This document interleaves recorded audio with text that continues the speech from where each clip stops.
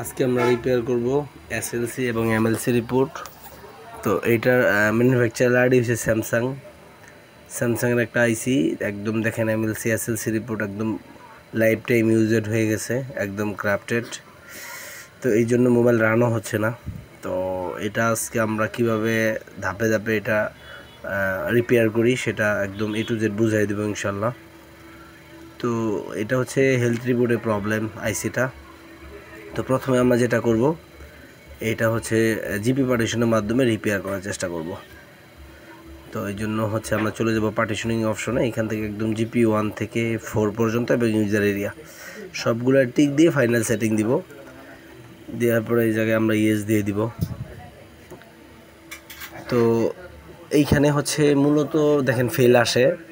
তো এই জায়গায় 3টা সেটিং আছে। 3টা সেটিংয়ের ভিতরে লাস্টের যে সেটিংটা সেটা হলো ওটিপি সেটিং। এই ওটিপি সেটিংটাই হচ্ছে মেন জিপি পার্টিশনের একটা পার্ট।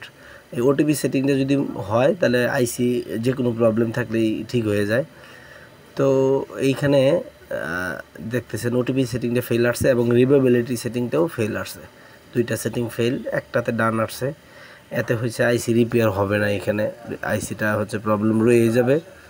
তো আমরা হচ্ছে এখন অন্য ওয়েতে হচ্ছে এটাকে রিপেয়ার করব। তো যেহেতু হেলথ রিপোর্ট ঠিক হইলো না জিপি পার্টিশনের মাধ্যমে, তো মোবাইল তো হচ্ছে রান হবে না স্বাভাবিকভাবেই।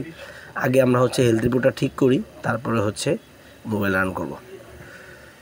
তো এইখানে ওটিপি সেটিংটা ফেল আসলো, আমরা আবার আইডেন্টিফাই দিব।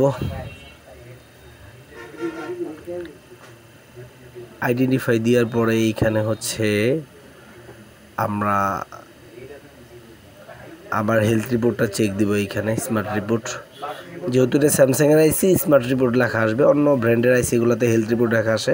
দেখেন এই জায়গায় এসএলসি রিপোর্ট এখন আরও বড় আকারে এরর আসছে। তো আমরা হচ্ছে যেহেতু এটা স্যামসাংয়ের আইসি, এটা হচ্ছে FW ফার্মার কিংবা FFU ফার্মার আপগ্রেড করে আইসিটা ঠিক করার চেষ্টা করব। তো এখান থেকে FW ফার্মারটা আমরা আপডেট দিলাম।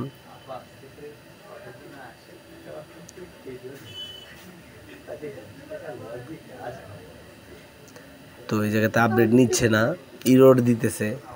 তো আমরা আবার আইডেন্টিফাই দিয়ে আবার ট্রাই করব, কিন্তু একটু ভিন্নভাবে। এখন হচ্ছে প্রথম আমরা FW ফার্মারটা রিড করব, তারপরে হচ্ছে এটা রাইডের আপডেটের মাধ্যমে দেখি রিপেয়ার করা যায় কিনা।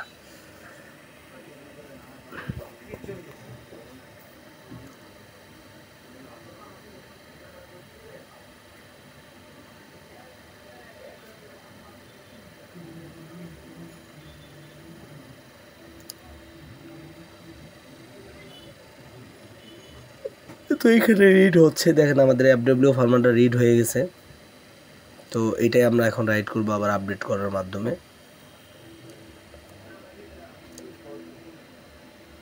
তো এই হইলো আমাদের ফাইলটা। এই লিঙ্কে ক্লিক করলে আমাদের ফাইলটা ওপেন হয়ে যাওয়ার কথা। যেহেতু আমার এক ছাত্রর কম্পিউটারে আমি কাজটা করে দিতেছি, একটু স্লো কাজ করতেছে। তো এগুলো আমাদের FW ফার্মার হচ্ছে আমি রিড করলাম, রিড করার পরে এটাকে আমরা এখন আপডেট করব। তো আপডেট করারও আপডেট ফেল আসে, কোনোভাবেই হয় না। তো এই জায়গা থেকে স্পেশাল ট্যাক্সে থেকে হচ্ছে আমরা এখানে হচ্ছে মুভিন অ্যান্ড ইএমএনসি ইরোজ যে অপশনটা আছে এটা দিব। এটা দিলে আমাদের হচ্ছে কাজটা হয়ে যাবে আশা করি। তার মানে প্রথমে আমরা জিপি পার্টিশন করলাম, করার পরে হচ্ছে GP partition OTP setting fail আসার কারণে সাকসেস হইল না, আমাদের আইসিইউ হেলথ রিপোর্ট ঠিক হইল না। তারপরে FFU ফার্মার আপডেট করলাম, ওইখানে ইরর আসলো। তারপর রিড করে রাইড করার চেষ্টা করছি, সেটাও ইরর আসছে। তো এখন হচ্ছে আমরা স্পেশাল ট্যাক্স থেকে হচ্ছে মুভিন অ্যান্ড যে অপশনটা আছে সেইখান থেকে আমরা হচ্ছে FFU ফার্মারটা আপডেট করব।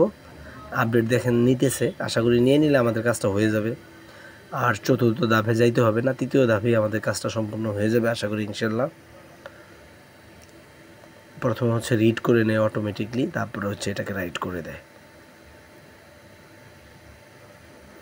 তো স্যামসাং আইসির জন্য FW ফার্মার কিংবা FFU ফার্মারটা খুবই ইম্পর্টেন্ট আইসি, হচ্ছে যে কোনো প্রবলেম রিপেয়ার করার জন্য। তো এই ফোনটা ছিল হচ্ছে ভিভো Y11 একটা ফোন। তো এই ফোনটা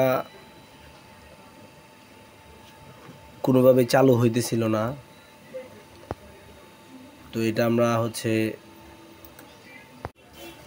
এইখানে আমরা যেটা এখন করব সেটা হলো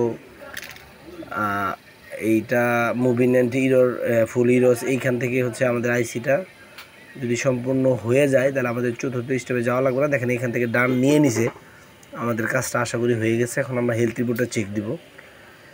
আর এখানে বলে রাখা ভালো, হেলথ রিপোর্ট মূলত হচ্ছে এসএলসি এবং এমএলসি রিপোর্ট হচ্ছে 0/10% থাকার কথা। তো 0/10 যদি থাকে তাহলে আমাদের আইসি প্রপারলি রিপেয়ার হয়ে গেল, তাহলে আমাদের ফোন আমরা চালু করতে পারবো। আর এখানে হচ্ছে দেখেন আমাদের একদম আরপিএমবি লকটাও ছুটে গেছে, লক ছিলও না অবশ্য আগে। এফএফইউ ফার্মার আপডেট করলে হচ্ছে আরপিএমবি লক, কাউন্টার আইডি লক এগুলোও চলে যায়। তো আবারও বলে দিই, স্যামসাং আইসির জন্য হচ্ছে এফএফইউ ফার্মারটা খুবই ইম্পর্টেন্ট রিপেয়ারের ক্ষেত্রে। এটা বুঝে শুনে কাজ করতে পারলে আমাদের প্রত্যেকটা আইসি রিপেয়ার করা সম্ভব, কিংবা ম্যাক্সিমাম আইসি রিপেয়ার করা সম্ভব, প্রত্যেকটা না হইলেও। দেখেন আমাদের এসএলসি রিপোর্ট এমএলসি দুটোটা একদম নর্মালে চলে আসছে, 0/10 চলে আসছে। তো ইউএফআই বক্সের মাধ্যমে কিভাবে হচ্ছে আপনারা হেলথ রিপোর্ট প্রবলেম রিপেয়ার করবেন, অনেকেই হচ্ছে এই জিনিসটা বুঝে না, বারবার জিবি পার্টিশনের মাধ্যমেও রিপেয়ার করতে পারে না।